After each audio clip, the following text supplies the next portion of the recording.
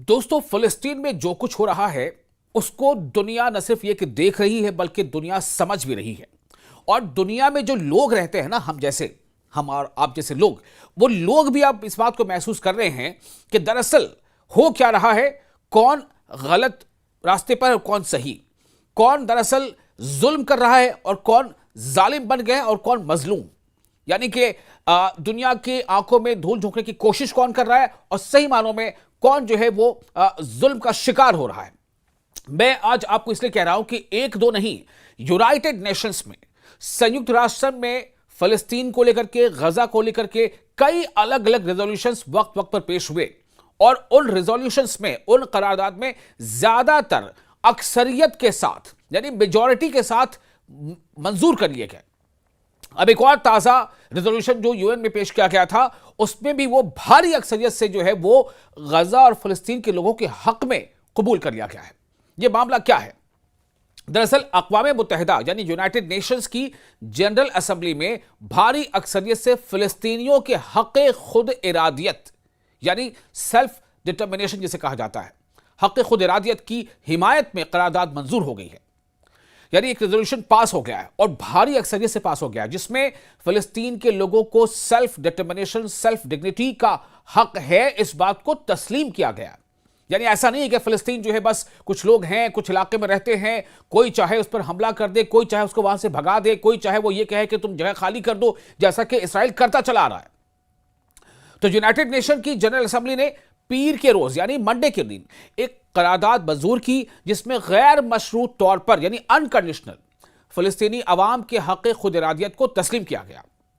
यह करारदाद वाज़ेह अक्सरियत के साथ मंजूर हुई, जो बैनुल-अक़वामी सतह पर फिलिस्तीनी क़ज़िये के बढ़ते हुए हिमायत को जाहिर करता है।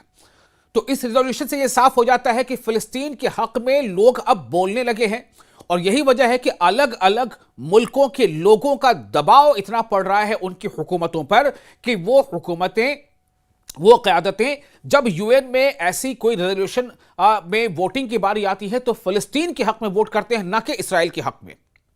अब आपको बताते हैं कि इस करारदाद में, इस रेजोल्यूशन के पास होने में कितने मुल्क, कितने देश फिलिस्तीन के हक में थे और कितने इसराइल के हक में थे। मैं किसी इंसान की बात नहीं कर रहा, देशों की बात कर रहा हूं, जो कई हजारों, लाखों, करोड़ों से मिलकर कोई देश बना होता है। इस करारदाद के हक में 164 मुल्कों ने वोट दिया। कितने मुल्कों ने? 164। इस करारदाद के हक में यानी इसको हां बोलते हुए कि हां, इसे माना जाना चाहिए, फिलिस्तीनियों को भी अपने इलाके में, अपने मुल्क में रहने का हक है, उन्हें भी सेल्फ डिग्निटी, डिटर्मिनेशन का हक है। हां है, इस बात को पर हामी भरते हुए इसके पक्ष में 164 मुल्कों ने वोट दिया, जबकि सिर्फ 8, 1 2 3 4 5 6 7 8, सिर्फ 8 मुल्क ऐसे थे जिन्होंने इसके विरोध में वोट किया, इसकी मुखालफत में वोट किया। और इन 8 मुल्कों में कौन है?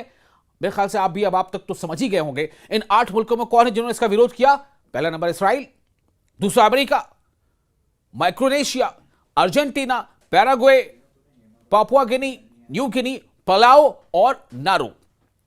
ये वो 8 मुल्क हैं जिन्होंने इस करारदाद के मुखालिफत में वोट दिया।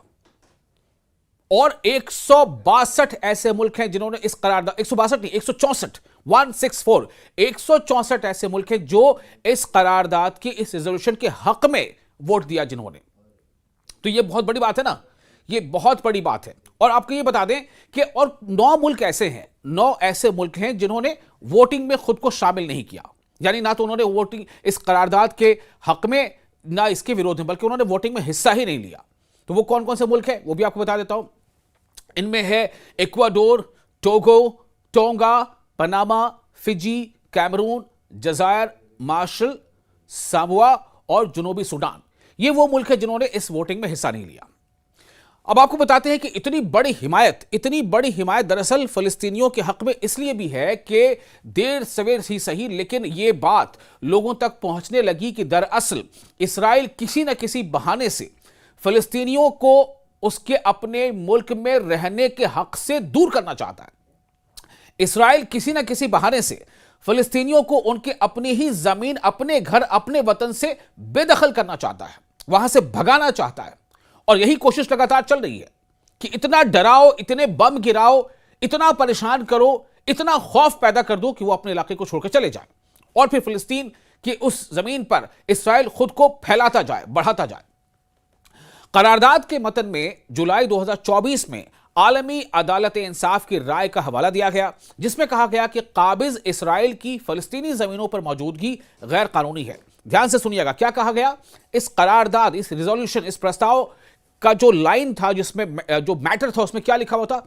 इसमें जुलाई 2024 में आलमी अदालत इंसाफ, इंटरनेशनल कोर्ट ऑफ जस्टिस की राय का हवाला दिया गया कि इंटरनेशनल कोर्ट ऑफ जस्टिस ने भी अपनी एक राय दी है।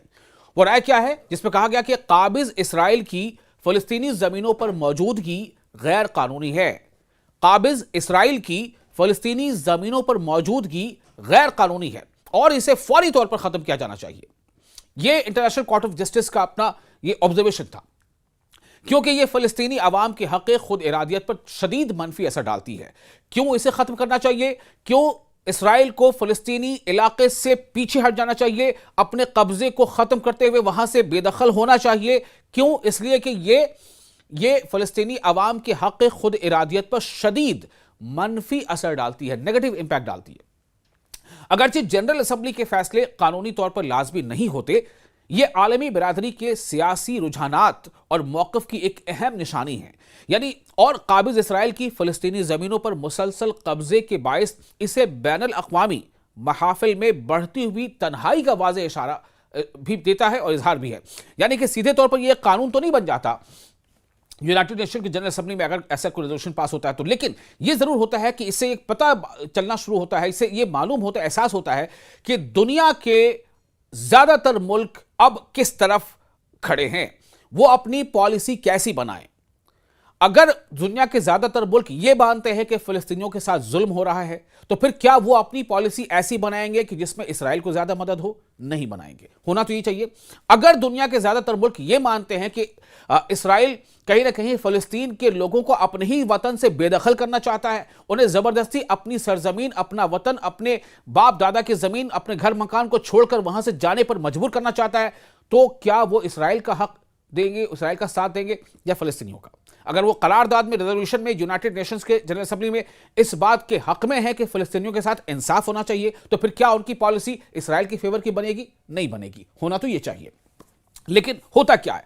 और इसीलिए देखिए, अभी जो जंगबंदी जो जारी है उसमें भी ये माना जा रहा है कि जिस तरह से लगातार इसराइल के खिलाफ दुनिया के ज्यादातर मुल्कों में, यहां तक कि यूरोपियन कंट्रीज में, अमेरिका में भी, बर्र सगीर में भी, यानी कि जो इंडिया, पाकिस्तान जो कॉन्टिनेंट है और आपके बांग्लादेश, इन सभी यहां भी बड़े पैमाने पर लोग सड़कों पर आ रहे थे और इसराइल के खिलाफ में नारेबाजी कर रहे थे, इसराइल के खिलाफ में आवाज बुलंद कर रहे थे, इसराइली प्रोडक्ट और कंपनियों के खिलाफ आवाजें बुलंद कर रहे थे। उसका नतीजा यह हुआ था, और यूरोपियन नेशन का तो आपने देखा, यूरोपियन कंट्रीज में किस तरह से, चाहे वो स्पेन हो, चाहे जर्मनी हो, चाहे इटली हो, वहां क्या हालात बन गए थे। यहां तक कि ऑस्ट्रेलिया में भी जबरदस्त जो है लोग सड़कों पर निकल रहे थे और गुस्सा जो है उनका इसराइल के खिलाफ फूट रहा था। इसी दबाव का नतीजा था कि डोनाल्ड ट्रंप को भी ये एहसास करते हुए मानना पड़ा कि इसराइल को हमले गजा पर रोक देने चाहिए। टेक्निकली तो जंगबंदी लागू है, लेकिन इसराइल अपनी हरकत से बाज नहीं आ रहा है और यह एक बहुत बड़ी फिर से मोरल विक्ट्री है फिलिस्तीनियों के लिए और फिलिस्तीन के हक में जो लोग भी दुनिया के किसी भी मुल्क के वो वासी हो, शहरी हो, नागरिक हो, जिन लोगों ने भी फिलिस्तीन के हक में, फिलिस्तीन और गजा के लोगों के पक्ष में और इसराइल के विरोध में अपनी आवाज बुलंद की थी, इसराइल के विरोध में वो अपने अपने इलाकों में उन्होंने प्रोटेस्ट किया था, वहां की सरकारों को पर दबाव बनाया था, उनकी एक बहुत बड़ी जीत है, उनके लिए एक बहुत बड़ा ये मोरल विक्ट्री है। सवाल यह पैदा होता है कि आखिर इसराइल क्यों इन तमाम चीजों को अनसुना करता चला जा रहा है? क्या इसराइल इसलिए ऐसा करता चला जा रहा है कि दुनिया की बड़ी सुपर पावर कहने जाने वाली कहे जाने वाला जो मुल्क है, जो देश है, वो उसके पीठ पीछे खड़ा है, उसका हाथ इसराइल के सर पर है, इसराइल की पीठ पर है? क्या इसलिए वो इन तमाम चीजों को इग्नोर करता चला जा रहा है? अभी आपको हालिया एक रिपोर्ट मिली होगी, जो इंटरनेशनल कोर्ट ऑफ जस्टिस जो है उसने जो वारंट इशू कर रखा है नेतन्याहू के खिलाफ, जो इसराइल के वजीर आजम अभी हैं, प्रधानमंत्री हैं, उनके और उनके कैबिनेट के कुछ मिनिस्टर्स के खिलाफ, उस वो वारंट अभी भी जो है वो वारंट जारी है, वो एक्टिव है। और ये वजह है कि बहुत सारे मुल्क जो है वो अभी नेतन्याहू वहां का सफर नहीं कर सकते, क्योंकि उनको खदशा, इस बात का डर है कि हो सकता है कि उनकी अरेस्टिंग हो जाए। तो हालात ऐसे बने हुए हैं। इस बीच आपको जरा सा मैं गजा का हाल बता देता हूं कि फिलहाल वहां गजा में हालात कैसे हैं, क्योंकि वहां तो आपको पता है कितनी ज्यादा बमबारी हुई है, इतनी बमबारी 2 सालों तक मुसलसल बम गिराए जाते रहे हैं। तोप, गोले, मिसाइलें, न जाने कैसे कैसे हथियारों का इस्तेमाल किया जाता रहा है, और वहां के इंसानों को वहां के अपनी जमीन से बेदखल करने के लिए बहाना क्या है कि हमास को खत्म करना है। खत्म कौन हो रहे हैं? फिलिस्तीनी आम लोग। 70-80 हजार से ज्यादा लोग मारे गए हैं, जिनमें ज्यादातर खवातीन हैं, महिलाएं हैं, बच्चियां हैं, मतलब बच्चे हैं, उन्हें बच्चियां बच्चे दोनों। तो ये वहां के हालात है। फिलहाल वहां पर हालात ऐसे हैं कि टूटे फूटे मकानों में रहने को मजबूर हैं, और जितने ट्रक्स एड के उनको आने चाहिए रोजाना की बुनियाद पर, जो तय हुआ था सीजफायर के शर्तों में कि रोजाना की बुनियाद पर 600 ट्रक्स जिनमें जो उनकी जरूरियात के सामान से लदे ट्रक हैं उनको गजा में एंट्री दी जाएगी, वो भी नहीं हो पा रही। 200 के आसपास ट्रक को एंट्री मिलती है, बाकी इसराइल उनको अंदर आने नहीं देता रफा क्रॉसिंग या दूसरे क्रॉसिंग से। तो गजा में नई जो अभी अब वहां पर बारिशें अभी हो रही हैं, इससे इंसानी बहरान शदीद और होने का खदशा है, ये हमास ने अभी हालिया अपने बयान में कहा है। दरअसल हमास जो तंजीम है, जो संगठन है, इस्लामी तहरीक मज़ाहमत जो संगठन है हमास, उसके जो स्पोक्स पर्सन हैं हाजिम कासिम, हमास के तर्जुमान हाजिम कासिम ने खबरदार किया है कि गजा में इंसानी हालात नई बारिश के बायस मजीद संगीन हो गए हैं, जिसने हजारों बेघर अफराद की खैमों को डुबो दिया है, जो मौसम की सख्तियों से महफूज नहीं है। हमास के तर्जुमान हाजिम कासिम ने मंडे की शाम जारी बयान में, यानी पीर के शाम जारी बयान में कहा है कि बेघर अफराद की सूरत हाल रोज बरोज खराब हो रही है, क्योंकि इनके खेमे पुराने और खराब हैं, जो बारिश या सर्दी से बचाव फराहम नहीं करते, जिससे इनकी रोजाना की मुश्किलात में इजाफा हो रहा है। उन्होंने साफ कहा है कि पिछली तंबीहात और अपीलें, जिनमें मुनासिब रिहाइश की अशिया के दाखिले और दोबारा तामीर शुरू करने की दरख्वास्त की गई थी, अब तक अमली तौर पर नजरअंदाज की गई हैं।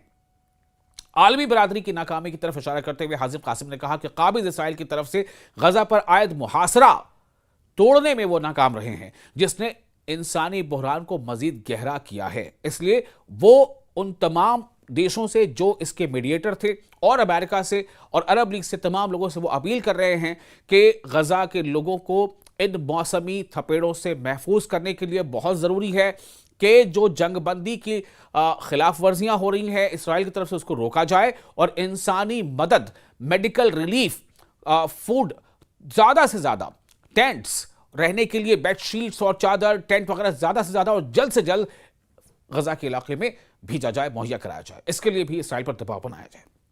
आपको ये वीडियो कैसा लगा? आप देख रहे थे न्यूज़ 18 का सोशल मीडिया प्लेटफॉर्म। मैं हूं आपका मेज़बान विसाल आजम। आप अपने तासुरात, अपने रिएक्शंस हमें कमेंट बॉक्स में शेयर कर सकते हैं।